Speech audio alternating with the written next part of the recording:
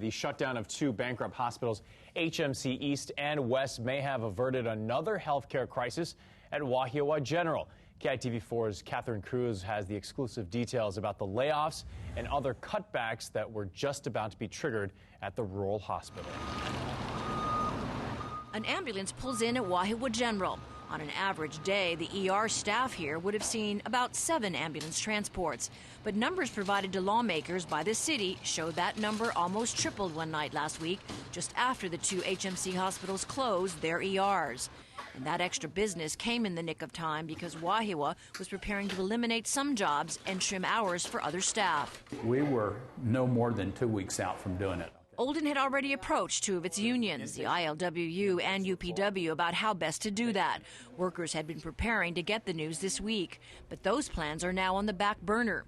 Today, the hospital is at capacity. This hallway's adjacent to the emergency room, so this used to be a major thoroughfare. It's converted hallways and waiting rooms into patient treatment areas.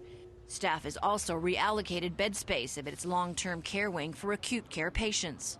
When we can't admit a patient into the med-surg unit or telemetry or the intensive care unit, and they're having to stay in the ER, then the ER gets plugged and the ER will have to go on divert.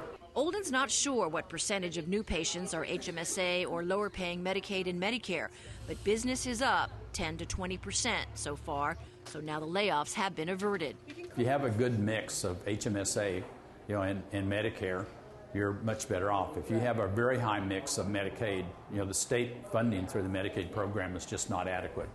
Hospital staff we talked to are grateful to have been spared the cuts, but they feel for the HMC staff who have lost their jobs in great numbers. Now they must focus on the patients brought in for their care. Now, even though admissions and ER visits are up, hospital staff is still gearing up for a busy New Year's weekend. Now, fireworks-related cases, burns, and respiratory distress are among the types of cases that normally come into the ER.